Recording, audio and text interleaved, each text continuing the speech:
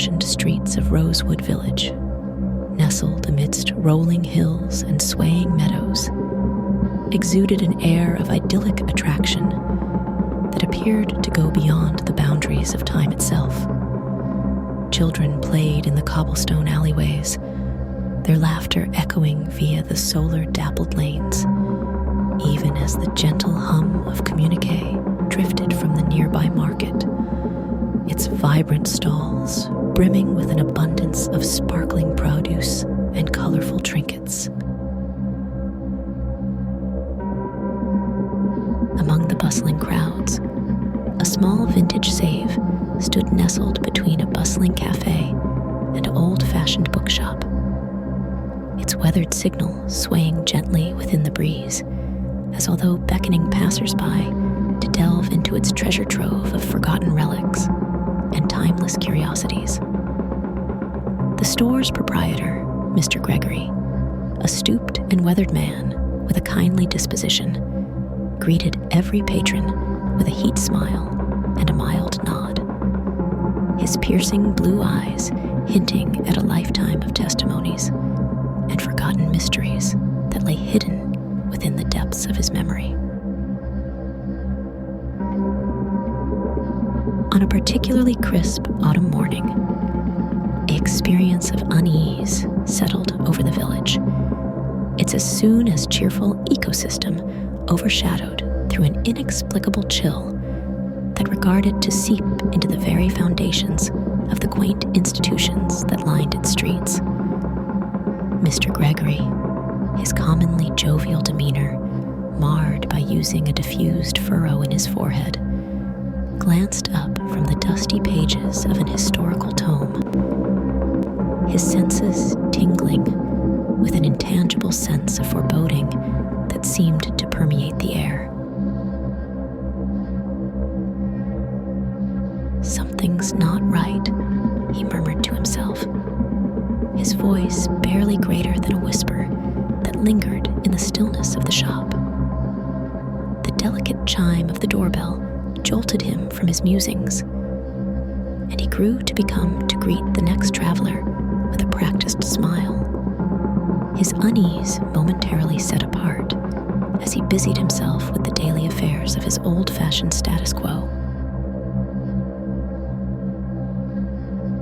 The traveler, a young girl with a haunted glint in her eyes and a decided set to her jaw, made her way through the cluttered aisles of the store, her gaze darting nervously over the assortment of artifacts and trinkets that lined the shelves. Mr. Gregory, sensing the turmoil that seemed to radiate from the girl's very being, approached her with a mild inquiry, his voice laced with a true situation that sought to bridge the gap among them. "Can I assist you find something, my dear?" he asked, his voice a relaxing balm that regarded to quell the tremors of uncertainty that had settled inside her. The lady, her arms tracing the faded edges of an historical tome that lay nestled amidst a stack of weathered books, glanced up with a begin, her eyes widening with a mixture of wonder and apprehension as she regarded the kindly shopkeeper before her. "I'm searching out something particular," she answered, her voice slightly more than a murmur that hung suspended within the air. Mr. Gregory, his interest peeked through the girl's cryptic statement, nodded in knowledge, and motioned for her to follow him to the return of the shop, where a group of historical relics and forgotten artifacts lay ensconced within the dimly lit recesses of the room. As the girl perused the collection of objects that lay earlier than her gaze fell upon an ornate amulet nestled within a velvet-covered case, its difficult engravings and airy glow reputedly beckoning to her from the shadows. Mr. Gregory, sensing the female's eager interest, advanced with a careful but understanding smile. His voice laced with a subtle caution that sought to dissuade her from her pursuit. "That amulet has a record," he started, his words tinged with a solemnity that seemed to resonate with the very essence of the room itself. "It's no longer something to be trifled with." The girl, her hands trembling barely as she reached for the amulet, met the shopkeeper's gaze with a resolute determination that belied her outward trepidation. "I recognize what I'm searching for," she responded, her voice corporation and unwavering no matter the palpable weight of the shop's oppressive ecosystem. With an experience of foreboding that regarded to hang to the very air itself, she made her choice and bought the amulet. Its cool steel and pulsating electricity, a stark reminder of the unspoken secrets and techniques that lay dormant within its ancient engravings. As the times wore on, the woman, whose name changed into Anna, located herself plagued with the aid of a series of unsettling nightmares that appeared to blur the boundaries between sleep and wakefulness. Visions of shadowed figures and whispered incantations danced via her unconscious, their insidious presence leaving in the back of a trail of dread that lingered long after she had woken up.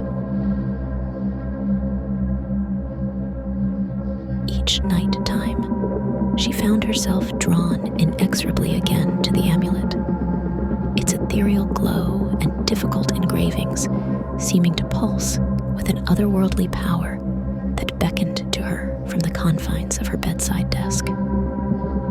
Anna, her thoughts clouded via the lingering remnants of her goals, reached out to touch the cool metal, most effective to draw back in horror as a spectral figure materialized earlier than her, its eyes burning with an unstated malevolence that regarded to sear via her very soul.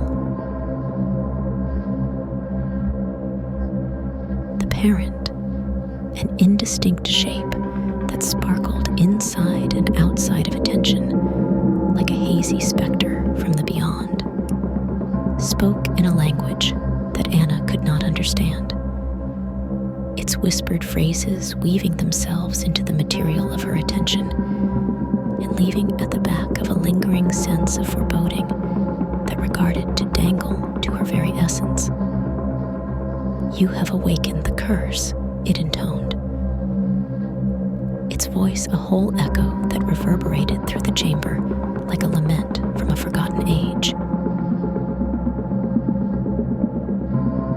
Anna's heart, pounding in her chest, sought to banish the discern with a fervor born of desperation.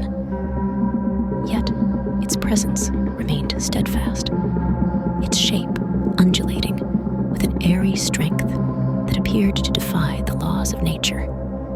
With an unexpected burst of determination, she grasped the amulet in her trembling hand, her voice a resolute announcement that echoed via the confines of her room.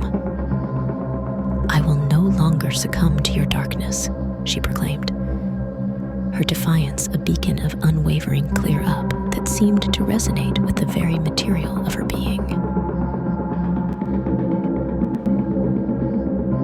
Yet the parent, undeterred through her proclamation, persevered to hang out her goals, its whispered warnings and spectral presence serving as a steady reminder of the encroaching darkness that threatened to devour her. Anna, her once non-violent existence, now marred through a constant sense of dread and drawing close doom, sought solace in the employer of the village's neighborhood historian, a wizened man named Mr. Jenkins, whose information of the village's darkish records regarded to provide a glimmer of desire amidst the encroaching shadows. As she pored over the historic tomes and yellowed manuscripts that coated the cabinets of Mr. Jenkins's cluttered study, Anna unearthed a story of an ancient cult that had as soon as thrived within the village, its members working towards darkish rituals and invoking the strength of a malevolent deity that had lengthy been banished from the annals of history.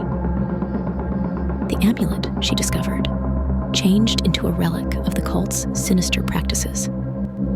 Its curse, a remnant of a bygone era that had sought to assert the souls of all folks who dared to wield its electricity.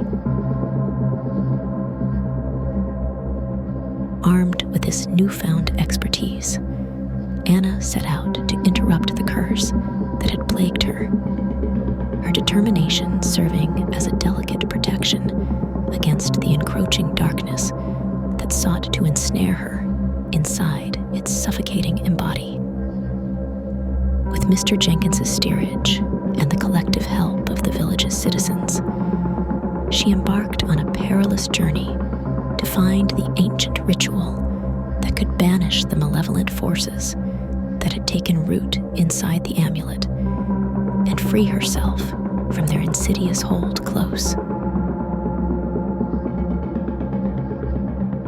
In a climactic showdown that pitted the forces of light against the encroaching darkness, Anna and the village residents completed the historic ritual, their collective voices a powerful chorus that echoed through the nighttime and into the very heart of the amulet's curse. With a blinding flash of light and a deafening roar that shook the very foundations of the village, the curse changed into broken, the amulet rendered inert, and its malevolent influence banished again into the depths of the forgotten cult's records. As the sunrise's first mild painted the village in a tender golden hue, Anna stood amidst her fellow villagers, her coronary heart full of a newfound feel of peace and remedy.